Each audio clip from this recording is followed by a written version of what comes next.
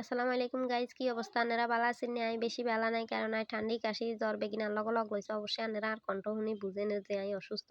কিতাম হলাম আইয়া খাইলে কি খাইতাম সন্ধ্যা হইলে খালি মাথা হাগল করি এলা, মাথার উন বেগুন বাঁচি এলা, সিলেতে সিলেতে চুল বেগুন তুলি এলা।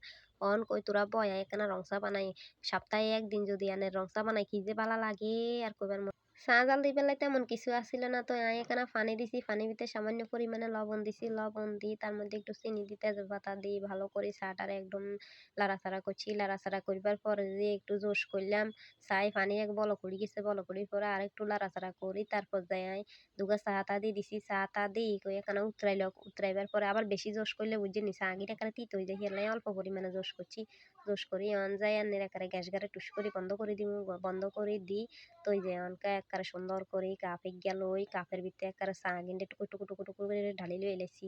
ঢালি লই এলগে আর হলো মেলে ডাল দিছি। অনকা কি খামু কি খামু, কি কে বিস্কুট লমু, সাইজে ডাই কেক বিস্কুট আছে, এবার ডাই কেক বিস্কুট লইছি, লই একবারে একখানে চুয়াই সুন্দর করি খাইছি। খাইবার পরে আরো দুগা মুড়ি লইছি, মুড়ি লই সুন্দর করি